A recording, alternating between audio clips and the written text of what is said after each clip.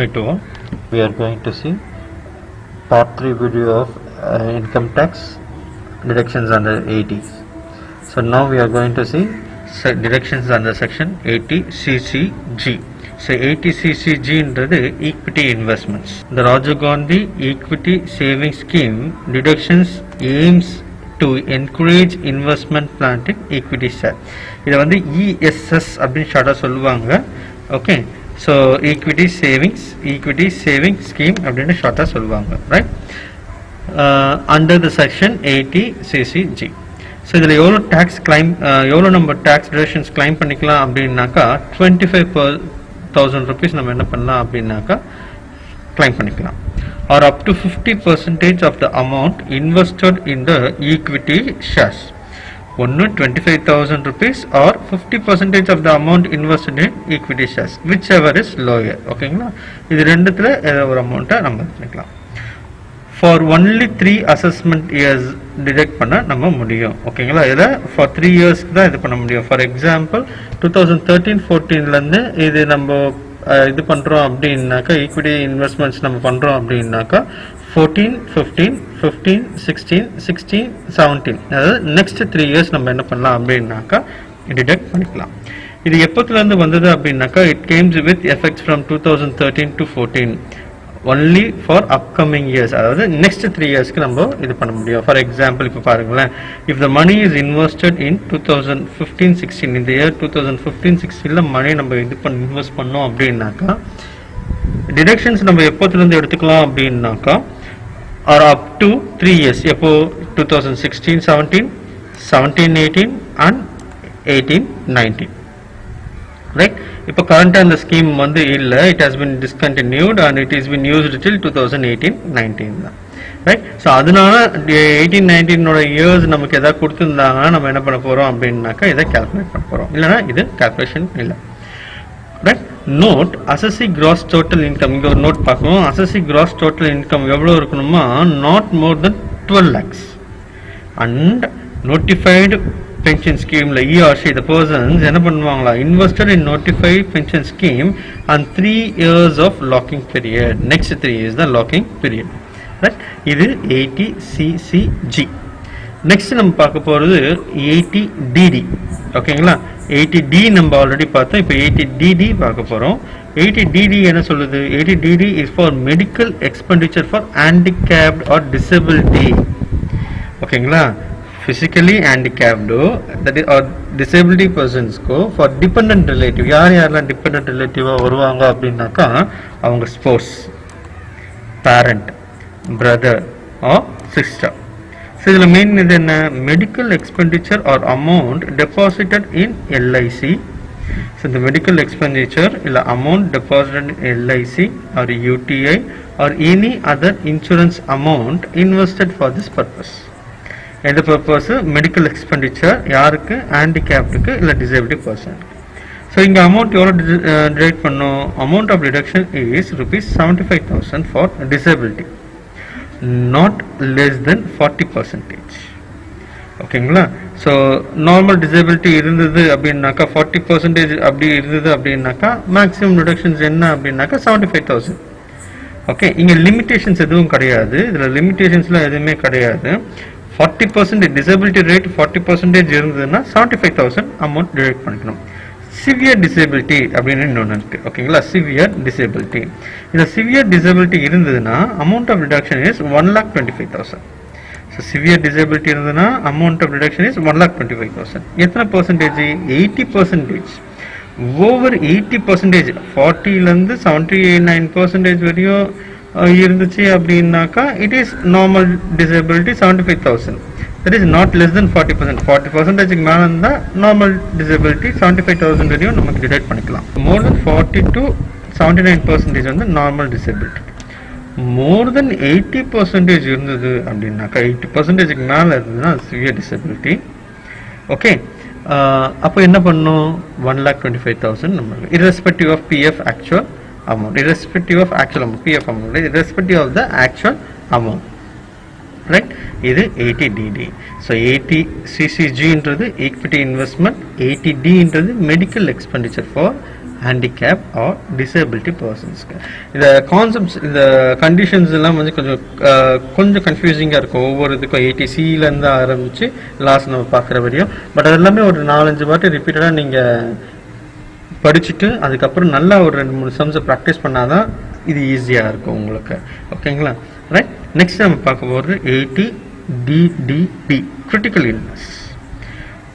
80DDB என்றது critical illness. So 80D, 80DD, 80DDB is critical illness. So under section 80DDB, tax எவ்வளோ detect பண்ணுறாங்கன்னா 40,000 or actual amount whichever is less. ஒன்று 40,000 இல்லை actual amount எது கம்மியாக இருக்கோ அதை என்ன பண்ணுறாங்க அப்படின்னாக்கா டிடெக்ட் பண்ணுறாங்க. எதுக்கு? This is for medical treatment of specified ailments for individual below 60 years of age. 60 வயசுக்குள்ள இருக்கணும். சீனியர் சிட்டிசன்ஸ்க்கு இது அப்ளிகபிள் ஆகாது. அது என்ன ஸ்பெசிஃபைட் இல்னஸ் அப்படின்னாக்கா எய்ட்ஸ், கேன்சர்ஸ், இந்த மாதிரி ஒரு லிஸ்டட்ஸ் ஆஃப் டிசீசஸ் இருக்கு. அதுக்கு என்ன பண்றாங்க அப்படின்னாக்கா இதை யூஸ் பண்றாங்க. So tax exemptions on treatment expenses of specified critical illness was 60,000. Senior சிட்டிசனாக இருந்தாங்க அப்படின்னாக்கா 60,000 இதில் டேக்ஸ் எக்ஸம்ப்டட். ஓகே, இது ஒரு கண்டிஷன்ஸ். இது second conditions. So tax exempted on treatment expenses யாருக்கு? சீனியர் சிட்டிசன்ஸுக்கு 60,000 ரூபாய்க்கு வரையும் எக்ஸம்ஷன்ஸ் கிரிட்டிக்கல் இல்னஸ் இருந்தால். இதே வெரி சீனியர் பர்சன்ஸ், சீனியர் சிட்டிசன்னா யார்? ஏஜ் ஆஃப் 60லேருந்து இருக்கிறவங்க சீனியர் சிட்டிசன்ஸ். 60லேருந்து 79க்குள்ளே இருந்தால் senior citizens. Very senior citizens 80 வயசுக்கு மேலே இருந்தது அப்படின்னாக்கா வெரி சீனியர் சிட்டிசன்ஸ், அவங்களுக்கு டேக்ஸ் எக்ஸம்ஷன்ஸ் எவ்வளோ இருக்குது? 80,000. ஓகே, இன்வெஸ்ட்மெண்ட் வந்துச்சுன்னா நம்ம என்ன பண்ணணும்? இன்சூரர்கிட்டேருந்து அதை ரெடியூஸ் பண்ணிடணும். டிடக்ஷன்ஸ்லேருந்து ரெடியூஸ் பண்ணிவிட்டு அப்புறம் நம்ம போடணும். ஓகே, இதை பேஸ் பண்ணி ஒரு சம் பார்ப்போம். அண்ட் இதுக்கு அடுத்தது நம்ம இன்னமும் இருக்கிற செக்ஷன்ஸ், பேலன்ஸ் இருக்கிற செக்ஷன்ஸும் நம்ம பார்த்துட்டு அதுக்கப்புறம் ஒரு 2 சம்ஸ் பார்ப்போம். இதை பேஸ் பண்ணி ஒரு சம்ஸ், அண்ட் இதுக்கப்புறம் வரப்போகிற செக்ஷன்ஸை பேஸ் பண்ணி ஒரு சம்ஸ் நம்ம பார்ப்போம். நெக்ஸ்ட் நம்ம பார்க்க போது செக்ஷன்ஸ் 80E. ஓகேங்களா? Section 80E educational loan. இங்கே educational loan interest paid on loan for higher education post completion of your senior secondary examination shall be eligible for tax deduction under the claim.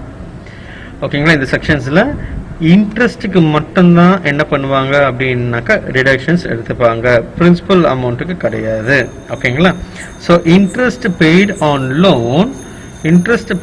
Loan for higher education post completion of your senior secondary examination shall be eligible for tax deductions claims under this section. In the benefits எப்போ this benefit shall be allowed on loan taker for higher education. நம்ம higher education self இல்லை spores இல்லை children ஒரு student ஒரு ஸ்டூடெண்ட்டுக்கு நம்ம legal கார்டியனாக இருந்தால் அவங்களுக்கு இது அப்ளிகேபிள் ஆகும். So tax deduction under this sections can be avail up to 8 years. நீங்கள் 10 years பீரியடாக இருக்கலாம், 12 years பீரியடாக இருக்கலாம். பட் மேக்ஸிமம் என்ன 8 yearsக்கு தான் இதை என்ன பண்ண முடியும் அப்படின்னாக்கா நம்ம எடுத்துக்கணும். இல்லை டில் த இன்ட்ரெஸ்ட் பெய்ட். இப்போ 8 years, இப்போது 10 years பீரியடு வந்து நம்ம எஜுகேஷன் லோன் இருக்குது அப்படின்னாக்கா அதை நம்ம 8 years வரையும் தான் நமக்கு மேக்ஸிமம் வந்து நம்ம இந்த டிடக்ஷன்ஸ் நம்ம எடுத்துக்க முடியும், அவைல் பண்ணிக்க முடியும். இன்கேஸ் நம்ம டோட்டல் அமௌண்ட்டுமே 5 yearsல கம்ப்ளீட் பண்ணிட்டா அந்த 5 years அதுதான் சொல்கிறாங்க. Tax deduction under this sections can be avail for up to 8 years or till the payment of interest. எப்போ வரையும் இன்ட்ரெஸ்ட் பே பண்ணுறோம் அப்போ தான். விச் எவர் இஸ் ஜுவல், எது சீக்கிரமாக வந்துடுது. ஒன்று 8 yearsலேயே கட்டி முடிச்சுட்டாக்கா ஓகே, மேக்ஸிமம் 8 years. 10 years போச்சுன்னா அப்பயும் 8 years தான் எடுக்கணும். 4 yearsல நம்ம முடிச்சிட்டோம்னா 4 years தான் நம்ம எடுக்கணும். 8 yearsக்குள்ளே நம்ம என்ன பண்ணுறோமோ அதுதான் எடுக்கணும். No limit has been set on the amount of interest. இதில் எந்த லிமிட்டுமே கிடையாது, பர்டிகுலர் லிமிட் இருக்குது அப்படின்லாம் கிடையாது. Next section 80E. ஓகேங்களா? ஸோ செக்ஷன் 80E என்ன சொல்லுது? Interest on loan payable for residence for acquiring residential house property. So 80Eன்றது எதுக்கு இருக்குது அப்படின்னாக்கா ரெசிடென்ஷியல் ஹவுஸ் ப்ராப்பர்ட்டியோட இது. Okay, so residential house property தான் செக்ஷன் 80EE, ரைட்? ஸோ என்ன சொல்லுது? Interest on loan payable for acquiring residence house property, right?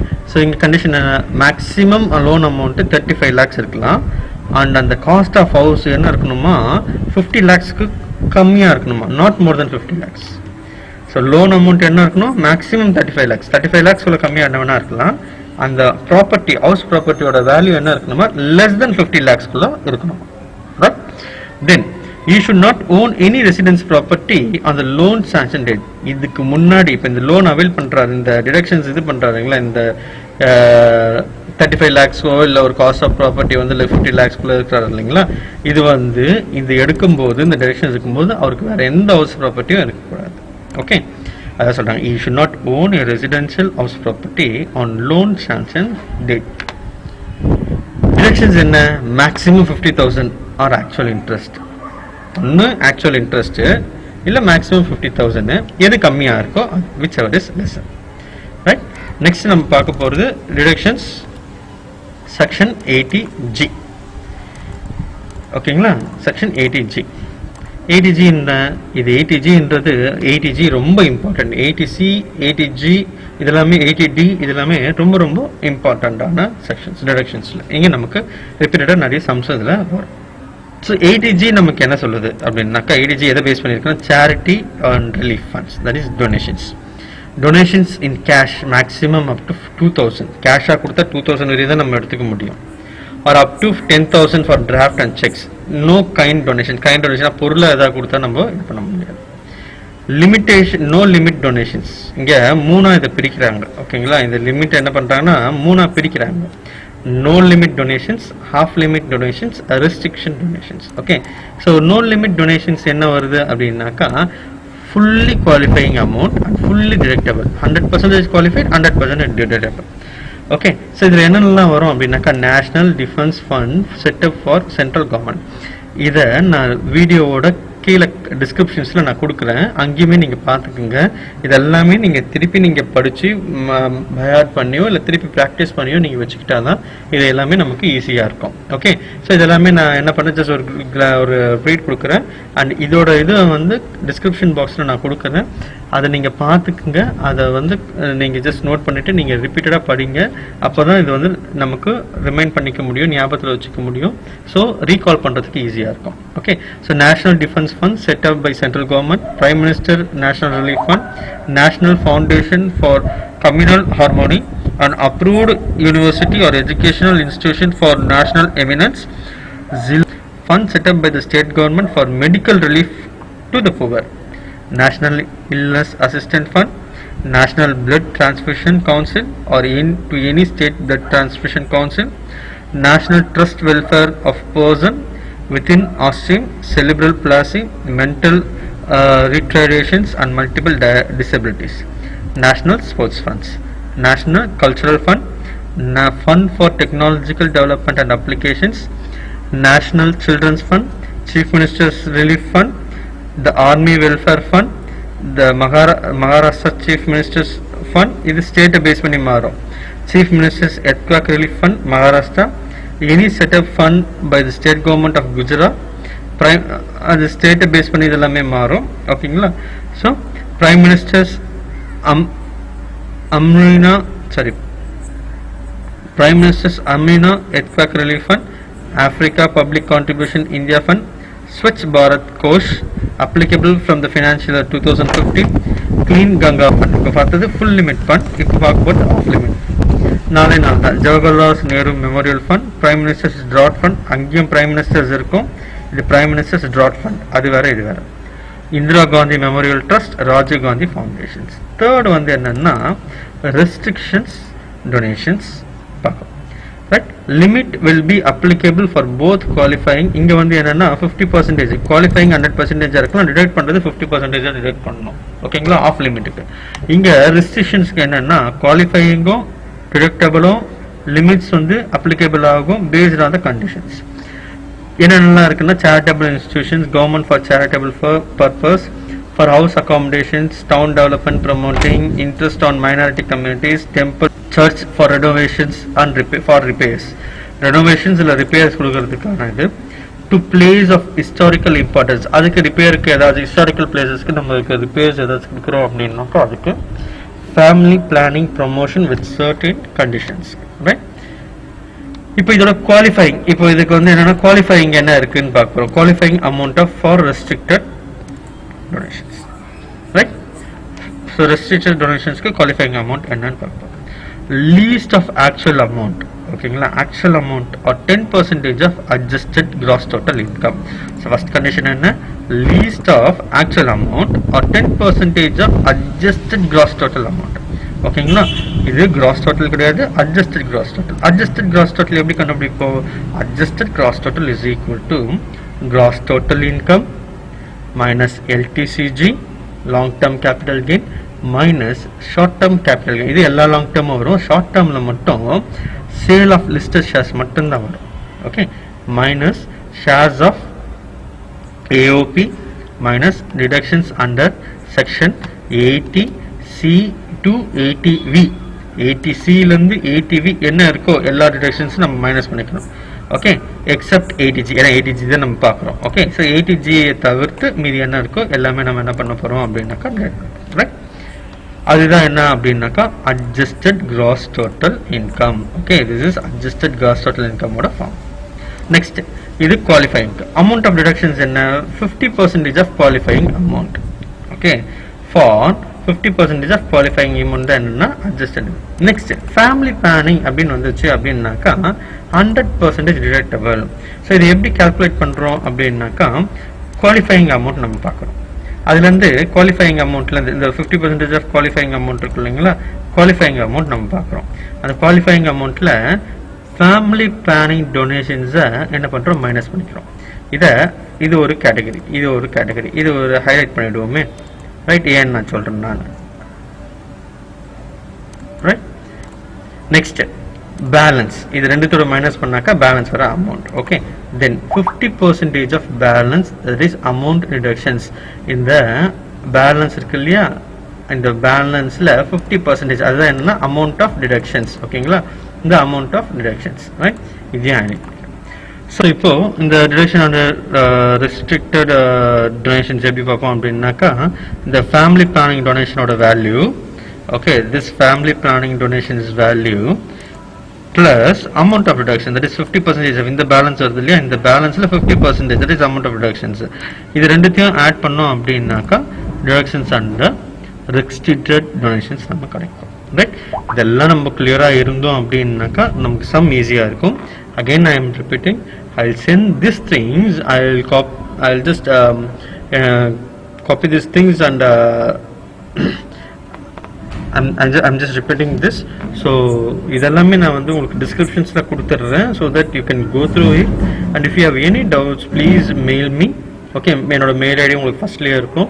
So எனக்கு மெயில் பண்ணுங்க, and for additional sums for working out, you just mail me. Any doubts, any clarifications, you can comment on the comment. So hope you like this video. இந்த video I'll just clarify, share பண்ணுங்க. Next வீடியோல நம்ம இதோட சம்ஸ்ல வந்து பார்க்கலாம், okay? Thank you for watching this video. Thank you.